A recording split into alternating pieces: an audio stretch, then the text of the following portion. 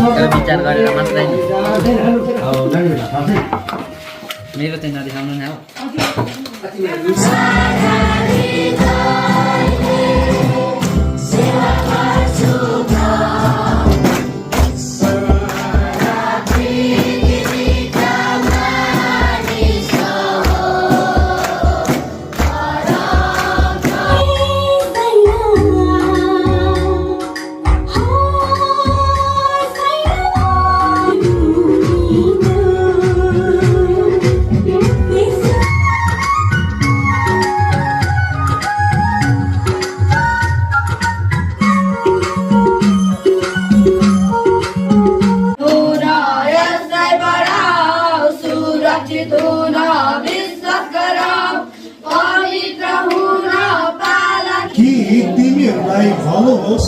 पृथ्वीमा तिमीहरू दीर्घायु हो।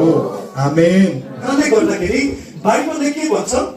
मर्कुस 10मा के भनेछ त्यहाँनिर? बालबालिकालाई अथवा के भनेछ? बालकलाई गोटेबाट नम्रतालाई बालकलाई मकाउन के अरे नरोक। अब हामी सबैजना बालकहरू, म पनि प्रभुको बालक हो, बुझ्नुभयो नि होइन? म पनि प्रभुको बालक हो अनि तपाईँ पनि प्रभुमा चाहिँ हामी सबैजना प्रभुको छोराछोरी, हामी उहाँको बालकहरू। अब उहाँले के भन्नुहुन्छ त?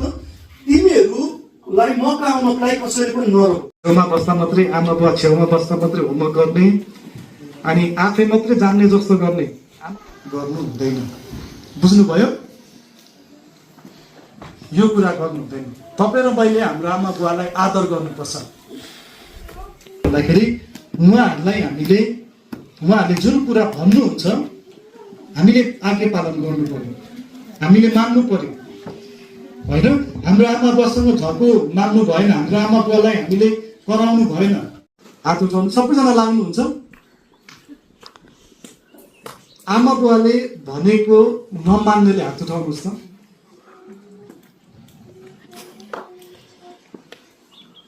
ओके, साह्रै राम्रो।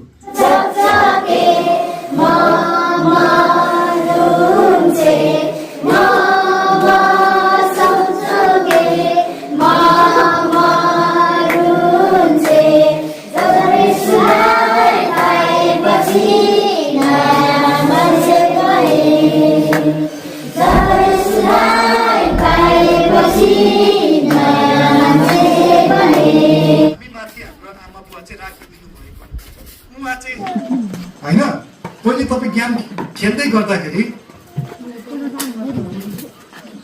दोकानमै बसेर हेर्नुहुन्थ्यो, कुरा बिग्रो त्यसो भयो। ध्यान सुन्नु है, इम्साले पनि बिस ल्याउनु भएको छ अनि बिदिन मण्डलले पनि नानीहरूले पनि बिस ल्याउनु भएको छ अनि अर्को मेम्बेङको हाम्रो नानीहरूले पनि बिस ल्याउनु भएको छ अनि त्यसो हुँदा चाहिँ हामीसँग 6वटा मण्डलीहरू बराबरी हुनुभयो। अनि त्यसमा चाहिँ यहाँ चाहिँ 1 देखि 6 सम्म अङ्कहरू छ। म बिदिनलाई दिन्छु ल, जान्नुहोस् त। 1 देखि 6 सम्म अङ्कहरू छ। ल, परमेश्वरले छली सर्पलाई के गर्नुभयो? के दिनुभयो? सही एन्सर। अब फेरि म यो समय इम्सालाई दिन्छु छान्नको लागि। अब बालक मुसालाई नदीमा कसले देख्यो? कसको छोरीले देख्यो? अथवा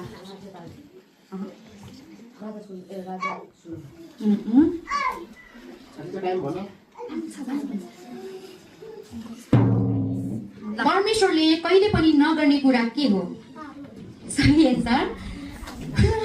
परमेश्वरले पहिलो मानिस आदम र हव्वालाई के दिनुभयो? जीवन दिनुभयो। सही एन्सर। ल, अब फेरि लास्ट ल, अब यो बुकको त्यहाँ बुक छैन नि? बुकको माथि के लेखेको छ र तल के लेखिएको छ? अनि तल सही एन्सर। अब त्यहाँ एकजना मुख्य व्यक्ति हुनुहुन्छ अनि अरू कोहरू छन्? सही एन्सर छ।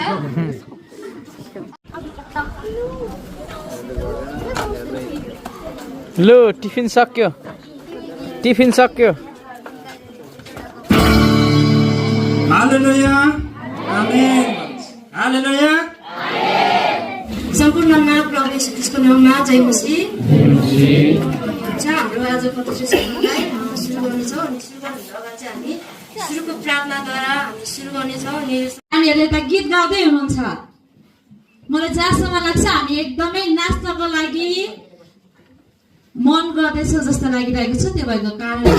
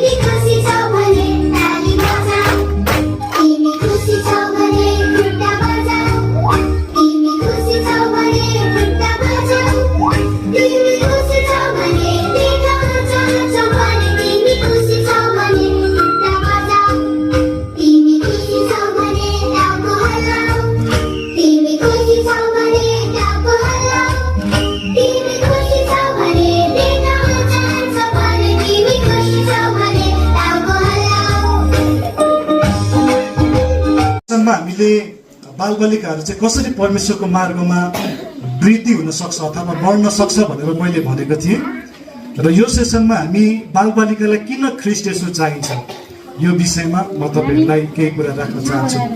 ओके गाइजहरु यता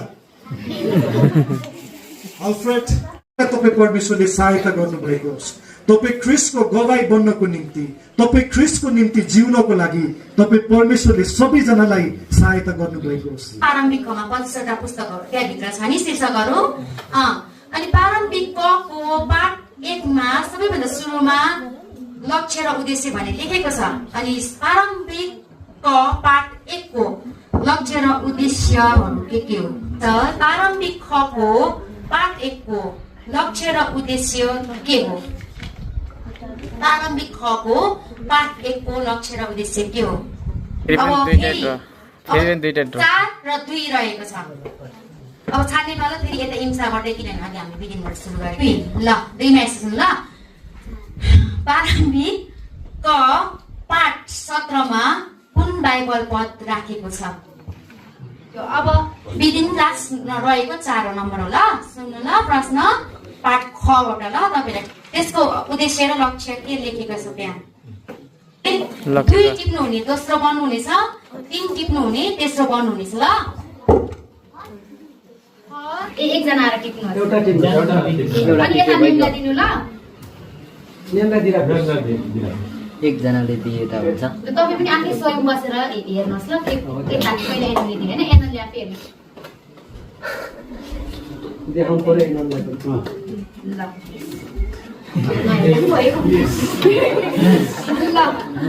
अब यहाँ विशेष नम्बर उहाँले दिँदै गर्नुहुँदा हामी एकछिनमा पहिलो नामलुवालाई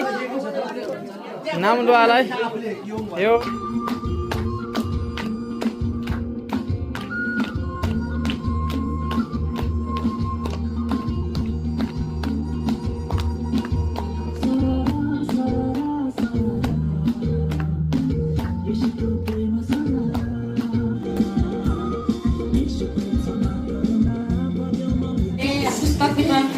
सकिसकेको छौँ। अनि यति बेला भने चाहिँ हामी धन्यवाद ज्ञापनको समयमा आएको छौँ। अनि सबैजना आएपछि अब फेरि म 1 घण्टा जति तपाईँहरूको बिचमा सुरक्षा र कृपा सदैव रहेको होस्। कुनै पनि दुष्ट अन्धकारले शैतानले तिनीहरूको जीवनमा कुनै प्रकारको प्रभु उसले आक्रमण गर्नेदेखि त्यसको हस्तक्षेपबाट तपाईँ परमेश्वरले बचाउनु भएको होस्। प्रभु सधैँ तपाईँ परमेश्वरले सुरक्षा दिनुहोस्। यहाँ कुनै नानीहरू रोगी बिरामी छन् भने विशेषमा प्रार्थना गर्छु नानी सेजनको निम्ति। प्रभु उहाँको छालामा जुन प्रकारको समस्याहरू छ, उहाँको रगतमा जुन प्रकारको समस्याहरू छ, तपाईँ येशू प्रभुको नाममा हामी सबैको लागि प्रार्थना गर्छौँ। परमेश्वरको प्रेम, पुत्र यसो ख्रीष्टको अनुग्रह र शान्ति पवित्र आत्माको सङ्गति अनि सहभागिता जसरी तपाईँ प्रभु आजसम्म रहनुभयो अब उसो तपाईँको दोस्रो आगमन नभइन्जेलसम्म यहाँहरू सबैमाथि सदा सर्वदा भइरहेका हुन् आमेन।